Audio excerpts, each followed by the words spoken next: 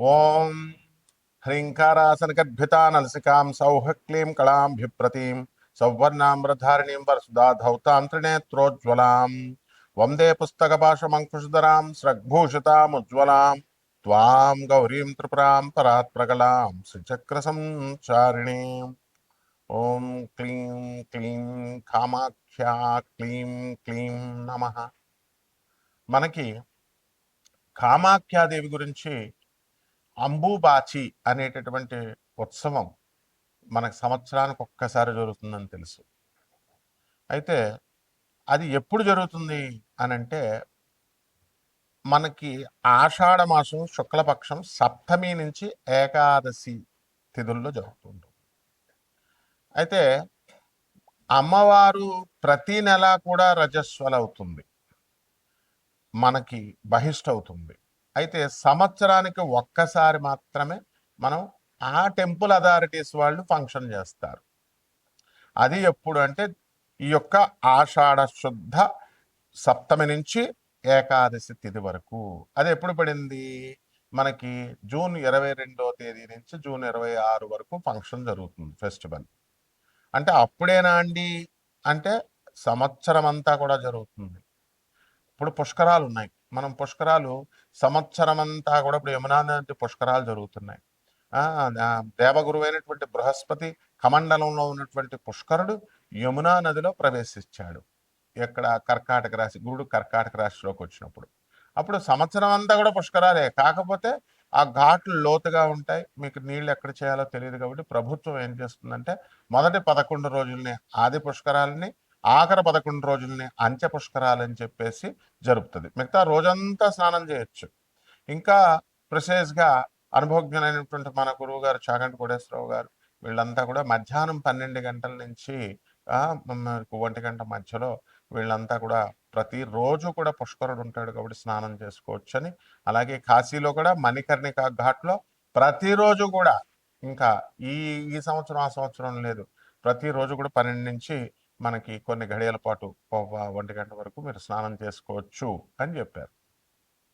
అయితే ఇక్కడ ఈ యొక్క అమ్మవారు మనకి శాస్త్ర ప్రమాణం ఉంది.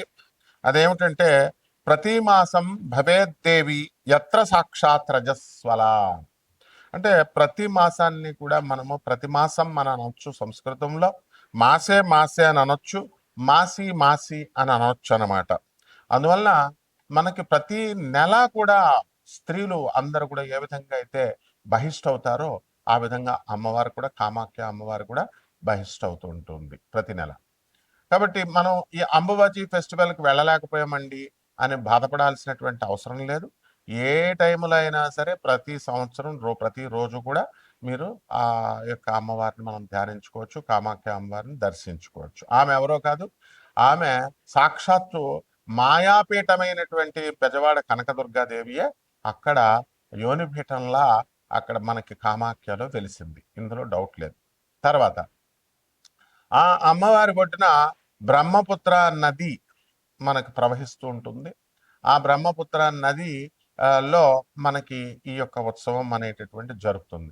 అక్కడ ఒక ఘాట్లో కుంకుమ వేస్తారు. కుంకుమ వేసి అమ్మవారి మిగిలిపోయినటువంటి ఈ యొక్క పూలు పుష్పాలు కుంకుమ వేయడం వల్ల ఆ వాటర్ అనేటటువంటిది ఎర్రగా అక్కడ మాత్రమే ఉంటుంది. దాన్ని పట్టుకొని వీళ్ళందరూ కూడా బ్రహ్మపుత్ర అనేది ఈనిందా అని ఎర్రగా ఉంటుంది అని చెప్పేసి పుకార్లు లేపారు. అతిశయోక్తి, ఎగ్జాగరేట్ చేశారు. అదేవిధంగా అమ్మవారు అక్కడ వాటర్ అంతా కూడా లైట్ పింక్ కలర్, గ్రీన్ కలర్లో ఉంటుంది. అక్కడ ఐరన్ ఆక్సైడ్, సిన్నాబార్ అనేటటువంటి మెగ్నీషియం సల్ఫైడ్ మెటల్స్ ఉండడం వల్ల ఈ యొక్క ఆ వాటరు ఏమవుతుందంటే రెడిష్ బ్రౌన్ కలర్లోకి చేంజ్ అవుతుంది.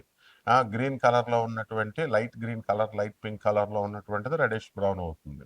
ఈ అంబుబాచి ఫంక్షన్లో కామాఖ్య టెంపుల్లో ఏం చేస్తామంటే మనము యోనిపీఠంగా ఉంది కాబట్టి అక్కడ యోని ఆకారంలో ఒక రాయి ఉంటుంది, ఆ విగ్రహం. దాని మీద ఎర్రని గుడ్డ వేస్తారు. అది కూడా మనకి అందరు కూడా తెల్లగుడ్డేస్తే ఎర్రగా అయిపోయిందని ఏదో చెప్తారు, ఎగ్జాగరేట్ చేస్తారు. మామూలుగా అప్పుడు అక్కడ గౌహతిలోనే కాదు, శక్తి క్షేత్రాల అమ్మవారి క్షేత్రంలో మెరిసేటటువంటి ఎర్ర అది తలకు కట్టుకుంటాం కదా, అలాగా జెండాలకు వేస్తాము. ఆ షైనింగ్ వచ్చేటటువంటి రెడ్ క్లాత్ ఆరెంజ్ కలర్లో ఉన్నటువంటిది వేసి కప్పుతారనమాట.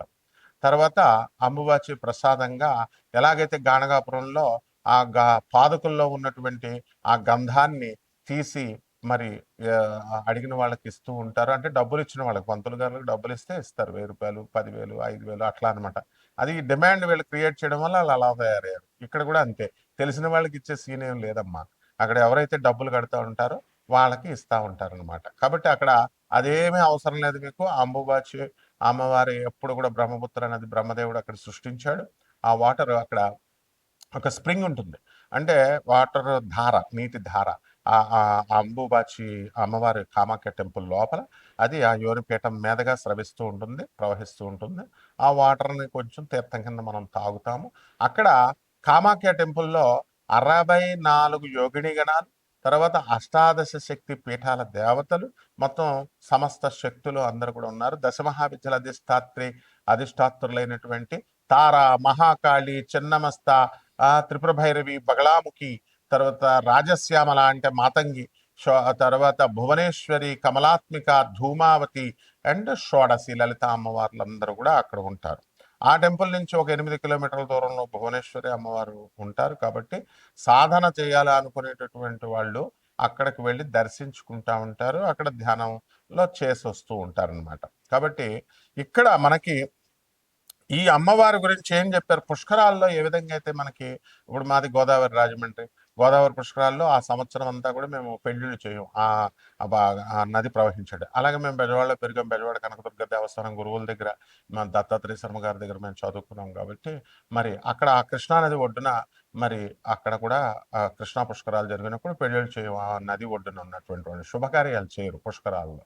అదే విధంగా ఈ అంబుబాచి ఫంక్షన్ జరుగుతున్నప్పుడు మనం ఏం జరుగుతుంది అనంటే, పురాణాల్లో చెప్పబడినటువంటి శుక్తి మనకి అంబువాచి త్యాగధినే గృహారంభే ప్రవేశనే గృహేచ ఏమంటాడు, వాపి తటాకారంభేచ గృహేచ కృషి కర్మణి, అంటే ఈ పనులు చేయకూడదని చెప్తోంది. ఏమిటా పనులు? అంబువాచి అన్న, అంబుబాచి అన్న అంటే రవీంద్రనాథ్ ఠాగూర్ అనడానికి బెంగాల్లో రవీంద్రనాథ్ బావ అలుగుతారు వాపదులు, రవీంద్రనాథ్ ఠాగూర్ అని. అలాగే అంబుబాచి అయితే అంబుబాచి అంటారు. కాబట్టి అంబుబాచి త్యాగతినే ఏమిటి, ఆ రోజుల్లో ఏం వదిలేయాలట? గృహారంభే, గృహాలు కొత్తగా గృహ ప్రవేశాలు చేయకూడదు, ప్రవేశనే. తర్వాత వాపి తటాకాలు, ఈ నూతులు తవ్వించడాలు, ఇలాంటి సరస్సులు వేయడాలు, ఇలాంటి అన్ని కూడా ఆరంభాలన్నీ కూడా చేయకూడదు, కొత్త నూతన గృహప్రవేశాలు చేయకూడదు. కృషి కర్మని, వ్యవసాయం చేసేటటువంటి రైతులు కూడా ఈ పనులు మానేసుకోవాలి అని చెప్పారు. బాగుంది. అయితే ఈ కామాఖ్య పండగ, కామాఖ్య టెంపుల్ అసలు ఎందుకు ఆవిర్భవించిందండి? ఎందువలన అంటే, ఇప్పుడు జనరల్గా మనము ఈ ఆడవాళ్ళు ప్రతి నెల కూడా బహిష్టులు అవుతూ ఉంటారు. అది కొంచెం దూరంగా కూర్చోండి అని అంటారు, ముట్టుకోకుండా కూర్చోండి, బయట కూర్చోండి అంటారు. కారణం ఏమిటంటే రెస్ట్ ఇవ్వాలనేటువంటి ఉద్దేశంతో. వీళ్ళ వంటగదిలోకి వెళ్ళొద్దు అంటారు, వంట చేయొద్దంటారు, వంట ముట్టుకోవద్దంటారు. ఈ పనులు ఏమి ముట్టుకోవద్దమ్మా అంటే ఏంటి, నువ్వు వెళ్ళి ఒక మూల రెస్ట్ తీసుకో. ఎందుకనంటే ఇక్కడ హార్మోనల్ ఇంబ్యాలెన్స్ వల్ల మీకు ఈ యొక్క సమస్యలు అనేటటువంటివి వస్తాయి. ఇది ఋతుక్రమం, ఇది సృష్టి రహస్యము. అందువలన మళ్ళీ నెక్స్ట్కి ప్యూబర్టీ అండ్ ఫెర్టిలిటీకి, సంతానోత్పత్తి చేసేటటువంటి శక్తి పుంజుకుంటుంది. కాబట్టి ఆ గర్భాశయం, అందువలన రెస్ట్ తీసుకోమ్మా అంటారు. And goddess Kamakhya is the very form of earth. అందువలన ఆమె భూరూపంలో ఉన్నటువంటి భూదేవి కాబట్టి ఆ భూమికి మనం రెస్ట్ పీరియడ్ ఇవ్వాలన్నమాట. అందుకనే ఈ కార్యక్రమాలన్నీ కూడా వ్యవసాయము, దున్నడాలు, ఇలాంటి అన్ని కూడా చేద్దు, గోతులు తవ్వడాలని చెప్పాం. అలాగే ఈ యొక్క రజస్వలాన్ని అది మనం ఇర్రెస్పెక్ట్ ఇస్తున్నారు అనేటటువంటి భావంతో మనం ఉంటాము. No, it is honour. అప్పుడు ఆ కామాఖ్య అమ్మవారికి ఆ స్త్రీ యొక్క బహిష్ట అవడం అనేటటువంటిది గౌరవప్రదమైనటువంటి పని, పవిత్రమైనటువంటి క్రియ అనేటటువంటి దాన్ని చెప్పడం కోసమే ఈ అంబుబాచి అనేటటువంటి ఫెస్టివల్ని మనం కామాఖ్య టెంపుల్లో జరుపుతాం అనమాట. ఆ తర్వాత ఈ యొక్క కామాఖ్య అమ్మవారి యొక్క, ఇప్పుడు వాళ్ళంతా ఎగ్జాగరేట్ చేసి చెప్తున్నారు, ఈ టెంపుల్కి వెళ్తే అసలు ఇంకా అష్టాదశ శక్తి పురాణాల్లో చెప్పేశారు, అష్టాదశ శక్తి పీఠాలకు అత్యంత శక్తివంతమైనటువంటిది అవేమీ కావు. అష్టాదశ శక్తి పీఠాలు అన్నీ కూడా ఈక్వల్. అండ్ ఈ యొక్క అష్టాదశ శక్తి పీఠాలు అన్నీ కూడా అన్నిటికీ మూలపీఠము, మాయాపీఠము బెజవాడ కనకదుర్గమ్మ దేవస్థానం. కాబట్టి అందువల్లనే ఆమె నుంచి ఈ అష్టాదశ శక్తిపీఠాలైనా ఈ కామాఖ్య అమ్మవార్లైనా మొత్తం దశమహావిద్యలన్నీ కూడా ఆవిర్భవించారు. ఆమె ఆది పరాశక్తి. అమ్మల గన్న ఎమ్మ ముగురమ్మల మూల పుటమ్మ చాలా పెద్దమ్మ సురారులమ్మ వేల్పుటమ్మల మనంబుల నుండెడి అమ్మ దుర్గ మాయమ్మ కృపాబ్ధినిచ్యుత మహత్వ కవిత్వ పటుత్వ సంపదల్ అని పోతనామార్చులు అమ్మల్నే కన్నా అమ్మ అమ్మ జగన్మాత తల్లి నువ్వు దుర్గా అని ప్రార్థిస్తాడు. అదేవిధంగా ఈ యొక్క ఆ మనకి బెజవాడ ఇంద్రకీలాద్రి పర్వతం మీద వెలిసింది కృతయుగం అన్నట్టు. అప్పుడు ఆ అర్జునుడు మనకి అక్కడి నుంచి పాశుపతాస్త్రాన్ని తెచ్చుకున్నాడు ఆ కొండ మీద. కాబట్టి ఆ బెజవాడ కనకదుర్గమ్మ దేవస్థానం ఎలాంటిదో, ఈ శ్రీశైలం అమ్మవారు భ్రమరాంబ ఎలాగో, కాళహస్తి జ్ఞానప్రసూనామ్మకి ఎలాగో, అష్టాదశ శక్తిపీఠాల దేవతలు ఎలాగో, ఈ ఈ యొక్క కామాఖ్య అమ్మవారు కూడా అంతే శక్తివంతమైనటువంటిది. ఆమె అక్కడ వెలిసింది కాబట్టి ఈ పీఠం ఎక్కువ ఆ పీఠం తక్కువ అనేది మనం చెప్పుకోకూడదు. అట్లాగా డిస్టింగ్విషన్ డిస్క్రిమినేట్ చేయకూడదు. ఇది కూడా ఎగ్జాగరేషన్ అవుతుంది. కాబట్టి శాస్త్రం ఏం చెప్తుంది, మాయాపీఠ నది అమ్మవారు జ్ఞానినామ చేతాంశ దేవి భగవతి సా బలాదకృష్య మహాయ మహామాయా ప్రయచ్చది అని చెప్తుంది. జ్ఞానులు సైతం మాయలో పడేస్తానంటుంది. యా దేవి సర్వభూతేషు మాయారూపేణ సంస్థిత నమస్తస్యై నమస్తస్యై నమస్తస్యై నమో నమః అన్నారు. మాయలో మాయ రూపంలో ఉన్నటువంటి ఆ శక్తి నుంచి సృష్టించబడినయే ఈ అష్టాదశ శక్తిపీఠాలు. 51 శక్తిపీఠాల్లో ఒకటైనటువంటి కామాఖ్య కూడా. కాబట్టి ద్వాదశ రాశుల మీద ఈ కామాఖ్య అమ్మవారు ఉపాసన ఇంట్లో చేసుకోవడం ద్వారా అక్కడికే వెళ్ళలేదని బాధపడాల్సినటువంటి అవసరం లేదు. అక్కడికి టెంపుల్స్కి అసలు వెళ్ళాల్సినటువంటి అవసరం లేదు. అందరూ కూడా ఏంటంటే ఎంకరేజ్ చేసేస్తున్నారు, టెంపుల్స్కి వెళ్ళండి టెంపుల్స్కి వెళ్ళండి. అప్పుడు ఆ మధ్య అరుణాచలాన్ని ఎంకరేజ్ చేశారు, అంతకుముందు షిరిడీని ఎంకరేజ్ చేశారు, ఆ తర్వాత కాశీ మించింది లేదన్నారు. అంటే సంవత్సరానికి ఒక టెంపుల్ ఫేమస్ అవుతూ ఉంటుందా?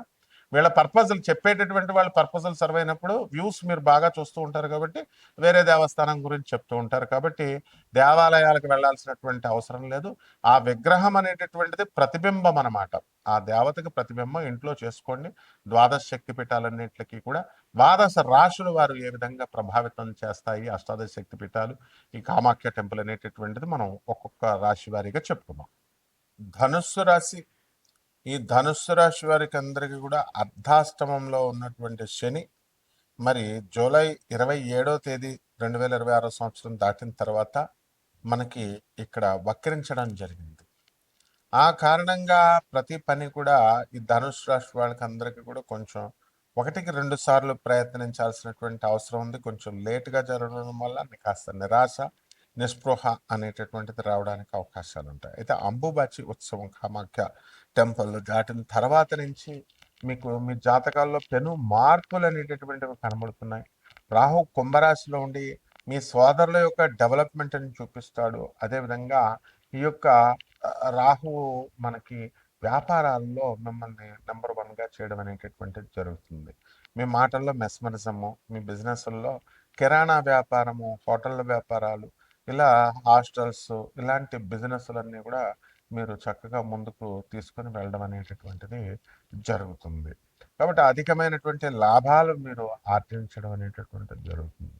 కాబట్టి ఈ రాశి వారి అందరికీ కూడా మనకి ధనుసు రాశి వారు చాలామంది మేము అప్పులు చేసి చాలా బిజినెస్లు పెట్టామండి అనేసి అవి ఇంకా మాకు ఫుల్ సాటిస్ఫాక్షన్గా రావడం లేదండి అని బాధపడుతున్నటువంటి వాళ్ళందరికీ కూడా వాళ్ళకి ఆదాయాలు ఇబ్బడి ముబ్బడిగా రావడానికి అవకాశాలు ఉన్నాయి. అయితే ఈ యొక్క గురుడు మనకి అష్టమ స్థితిగతుడై ఉన్నాడు. అందువలన మనకి ఈ ఖర్చు అనేటటువంటిది చాలా అధికంగా ఉండడము, కొన్ని పనుల్లో కొన్ని చోట్ల అవమానాలు కలగడము, అధికమైన ధన వ్యయము, ఇవన్నీ కూడా కనబడుతూ ఉంటాయి. అలాగే మనకి బయట నుంచి వచ్చేటటువంటి అప్పులు బాగా ఎక్కువగా వాళ్ళు మనం అడగగానే ఇంతకుముందు ఎంత అడిగినా సరే ఇవ్వనటువంటి వాళ్ళు ఇప్పుడు వాళ్ళే ఎదిరిచ్చి డబ్బులు ఉంచు అని చెప్పి వెళ్ళడం, ఇలాంటివన్నీ కూడా ఆశ్చర్యకరమైనటువంటి విషయాలన్నీ కూడా జరుగుతూ ఉంటాయి. అయితే ఈ యొక్క రబీ మనకి చక్కగా మనకి జూలై 16 నుంచి కర్కాటక రాశిలో ఉన్న కారణంగా ప్రభుత్వాల నుంచి సంబంధించినటువంటి పనులన్నీ కూడా కొంచెం లేటుగా అవడము, పర్మిషన్స్ రావడము, బిల్డర్స్కి అయితే రియల్ ఎస్టేట్ వ్యాపారస్తులకి ఇవన్నీ కూడా ఉండడం అనేటటువంటివి జరుగుతాయి. అయితే క్రమేపీ ఈ యొక్క గురు బలము వలన కాస్త ఇంప్రూవ్మెంట్ అనేటటువంటిది జరుగుతుంది. ఈ లోపల మనకి శుక్రుడు చక్కగా భాగ్యంలోకి వచ్చేసాడు. అందువలన శుక్రుడు జూలై 4 తర్వాత నుంచి మీకు శుభప్రదమైనటువంటి ఫలితాలు ఇవ్వడం జరుగుతుంది. అలాగే స్త్రీలతో కాస్త విరోధము, అలా ఈ యొక్క ఛాదస్తము ఇలాంటివన్నీ కూడా ఉన్నప్పటికీ కూడా బ్రహ్మాండంగా ఉంటుంది. రాజకీయ నాయకులు కొత్త పదాలు పదవులు మీరు పొందడానికి అవకాశాలున్నాయి. సినిమా యాక్టర్లు మంచిగా ధన సంపాదన అవకాశాలు చేజిక్కించుకోవడము ఇలాంటివన్నీ కూడా చేస్తారు. పరిహారాల దగ్గరికి వచ్చేసరికి ఈ యొక్క శనికి చేసుకోండి, శని జపం చేసుకోండి, శని స్తోత్రాలు చదవండి. శనికి కిలోంపావు నల్ల నువ్వుల్ని, నల్లని వస్త్రాలను ఇచ్చి పేద బ్రాహ్మణులకి శనివారం నాడు కరెక్ట్గా ఉదయం 8 గంటలకి దానం చేసుకోండి. అలాగే దశమహావిద్యల్లో ఒకటైనటువంటి మహాకాళి అమ్మవారి యొక్క మంత్ర జపాన్ని మీరు చేసుకోవాల్సినటువంటి అవసరం ఉంది. అలాగే చక్కగా మీ యొక్క రావి చెట్టుని మీ ఇంట్లో పెంచండి. రావి చెట్టుని తులసి చెట్టుకు పూజ చేసినట్టుగా నీళ్లు పోస్తూ రోజు పూజ చేయండి. బ్రహ్మాండంగా ఉంటుంది. శుభం.